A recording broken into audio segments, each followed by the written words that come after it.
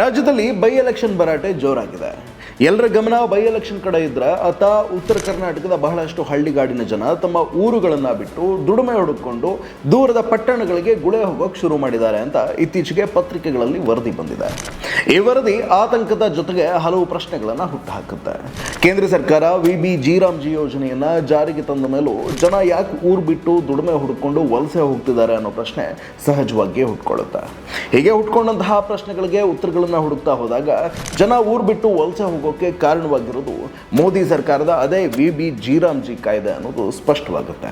ಹಳ್ಳಿಗಾಡಿನ ಜನ ಕೆಲಸಕ್ಕಾಗಿ ಊರೂರು ಅಲೆಯೋದನ್ನ ತಪ್ಪಿಸಬೇಕು, ಜನರಿಗೆ ತಾವಿರುವ ಊರಲ್ಲೇ ಉದ್ಯೋಗದ ಖಾತ್ರಿಯನ್ನ ಒದಗಿಸಬೇಕು ಅಂತ ಹಿಂದೆ UPA ಸರ್ಕಾರದ ಅವಧಿಯಲ್ಲಿ ಆಗಿನ ಪ್ರಧಾನಮಂತ್ರಿ ಮನಮೋಹನ್ ಸಿಂಗ್ ಅವರು ಮಹಾತ್ಮ ಗಾಂಧಿ ರಾಷ್ಟ್ರೀಯ ಉದ್ಯೋಗ ಖಾತ್ರಿ ಯೋಜನೆಯನ್ನು ಜಾರಿಗೆ ತಂದರು.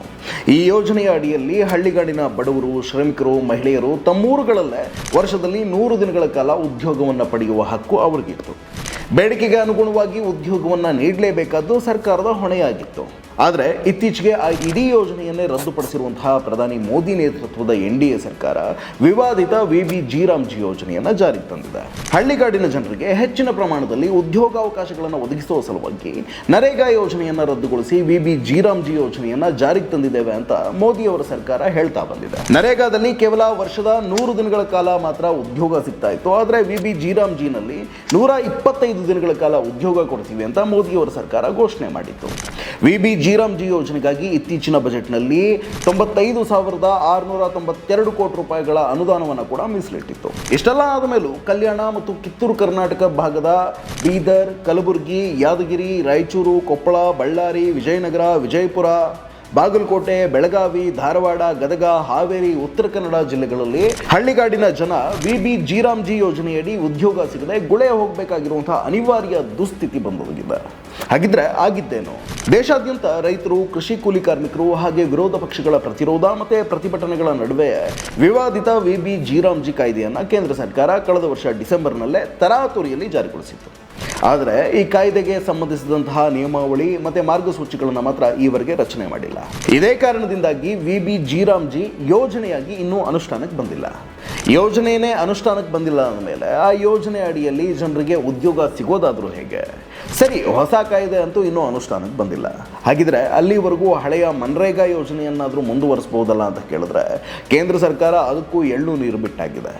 2026ರ ಜನವರಿ ತಿಂಗಳಿಂದಾನೇ ನರೇಗಾ ಯೋಜನೆಯಡಿ ಹೊಸ ಕಾಮಗಾರಿ ತೆಗೆದುಕೊಳ್ಳೋದನ್ನು ಕೇಂದ್ರ ಸರ್ಕಾರ ಬಂದ್ ಮಾಡಿದೆ. ಈ ಹಿಂದೆ ಬಾಕಿ ಇದ್ದಂತಹ ಕಾಮಗಾರಿಗಳನ್ನಷ್ಟೇ ಮುಂದುವರಿಸಲಾಗ್ತಾ ಇದೆ. ಗ್ರಾಮ ಪಂಚಾಯಿತಿ ಅಧಿಕಾರಿಗಳು ಕ್ರಿಯಾ ಯೋಜನೆಯನ್ನು ತಯಾರು ಮಾಡಿ ಜಿಲ್ಲಾ ಪಂಚಾಯಿತಿಗೆ ಕಳಿಸಿದ್ರು ಕಾಮಗಾರಿಗೆ ಅನುಮೋದನೆಗಳು ಸಿಗ್ತಾ ಇಲ್ಲ.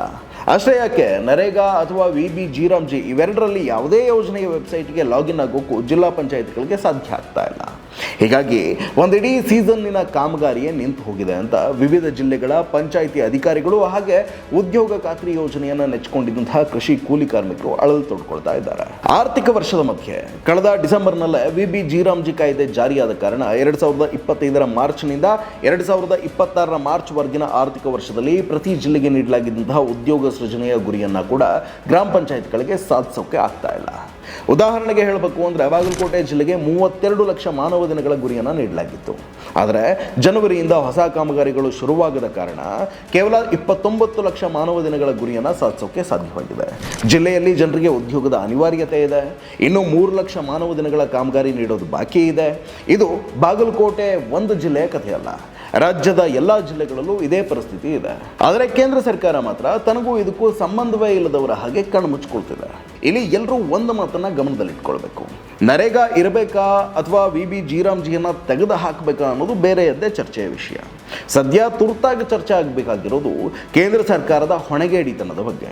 ದೇಶಾದ್ಯಂತ 8 ಕೋಟಿಗೂ ಹೆಚ್ಚು ಹಳ್ಳಿಗಾಡಿನ ಜನರು ಉದ್ಯೋಗ ಖಾತ್ರಿ ಯೋಜನೆಯನ್ನು ನೆಚ್ಚಿಕೊಂಡು ಬದುಕನ್ನು ನಡೆಸ್ತಿದ್ದಾರೆ. ಬಹುಪಾಲು ಕುಷ್ಕಿ, ಅರೆ ಕುಷ್ಕಿ ಭೂಮಿಯನ್ನು ಹೊಂದಿರುವ ವರ್ಷಕ್ಕೊಂದೇ ಬೆಳೆಯನ್ನು ಬೆಳೆಯೋ ನಮ್ಮ ಉತ್ತರ ಕರ್ನಾಟಕದ ಜನರಂತೂ ಬೇಸಿಗೆಯಲ್ಲಿ ಕೃಷಿ ಕೂಲಿ ಕೆಲಸಗಳು ಸಿಗದೆ ಉದ್ಯೋಗ ಖಾತ್ರಿಯ ಕಾಮಗಾರಿಗಳನ್ನೇ ನೆಚ್ಚಿಕೊಂಡು ಬದುಕನ್ನು ಸಾಗಿಸ್ತಾ ಇದ್ದಾರೆ.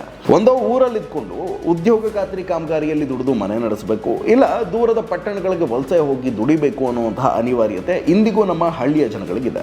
ಹೀಗಿರುವಾಗ ತರಾತುರಿಯಲ್ಲಿ ನರೇಗಾ ಯೋಜನೆಯನ್ನು ರದ್ದುಗೊಳಿಸಿದ್ದ ಕೇಂದ್ರ ಸರ್ಕಾರ ನೂತನ VB-G-Ram-G ಯೋಜನೆಯನ್ನು ಹೆಸರಿಗಷ್ಟೇ ಅನ್ನೋ ರೀತಿಯಲ್ಲಿ ಘೋಷಣೆ ಮಾಡಿ ಯಾವ ನಿಯಮ ಮಾರ್ಗಸೂಚಿಗಳನ್ನು ರೂಪಿಸಿದೆ ದುಡಿಯುವ ಜನರ ಬದುಕನ್ನು ಅತಂತ್ರ ಸ್ಥಿತಿಗೆ ತಂದಿಟ್ಟು ಮೋಜು ನೋಡ್ತಾ ಇದೆ ಅನ್ನೋದ್ರಲ್ಲಿ ಅನುಮಾನವೇ ಇಲ್ಲ. ಮನ್ರೇಗಾದಲ್ಲಿ ಬರೀ 100 ದಿನ ಉದ್ಯೋಗ ಕೊಡ್ತಾರೆ, ನಾವು VB-G-Ram-Gನಲ್ಲಿ 125 ದಿನ ಉದ್ಯೋಗ ಕೊಡ್ತೀವಿ ಅಂದವರು ಸದ್ಯ ದುಡಿಯುವ ಜನರ ಕೈಗೆ ಚಂಪು ಕೊಟ್ಟಿದ್ದಾರೆ. ಉದ್ಯೋಗ ಖಾತ್ರಿ ಯೋಜನೆಯನ್ನೇ ನೆಚ್ಚಿಕೊಂಡಿದ್ದಂತಹ ಬಡವರು ದುಡಿಮೆ ಹುಡುಕೊಂಡು ಪಕ್ಕದ ಗೋವಾ, ಮಹಾರಾಷ್ಟ್ರ, ತೆಲಂಗಾಣ, ಕೇರಳದಂತಹ ರಾಜ್ಯಗಳಿಗೆ, ಬೆಂಗಳೂರು, ಮಂಗಳೂರು, ಮುಂಬೈನಂತಹ ಮಹಾನಗರಗಳಿಗೆ ಗುಳೆ ಹೋಗ್ತಾ ಇದ್ದಾರೆ.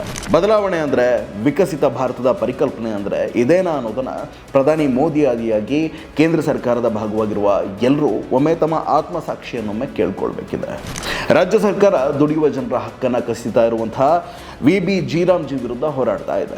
ಆದರೆ ನಮ್ಮ ರಾಜ್ಯದಿಂದ ಸಂಸತ್ತಿಗೆ ಆಯ್ಕೆಯಾಗಿ ಹೋಗಿರುವ ಸಂಸದರು, ಕೇಂದ್ರದ ಮಂತ್ರಿಗಳಾಗಿರುವಂತಹ ಪ್ರಹ್ಲಾದ್ ಜೋಶಿ, ಶೋಭಾ ಕರಂದ್ಲಾಜೆ, ವಿ ಸೋಮಣ್ಣ, ತಮ್ಮನ್ನು ತಾವು ಮಣ್ಣಿನ ಮಗ ಅಂತ ಕರೆದುಕೊಳ್ಳೋ ಕೇಂದ್ರ ಮಂತ್ರಿ HD ಕುಮಾರಸ್ವಾಮಿ ಮುಂತಾದವರು ನಮ್ಮ ದುಡಿಯುವ ಜನರ ಪರ ನಿಲ್ತಾರಾ ಇಲ್ಲ ದೆಹಲಿ ದೊರೆಗಳ ತಾಳಕ್ಕೆ ತಕ್ಕಂತೆ ಕುಣಿತಾರಾ ಅನ್ನೋದನ್ನು ಕಾದು ನೋಡಬೇಕಿದೆ.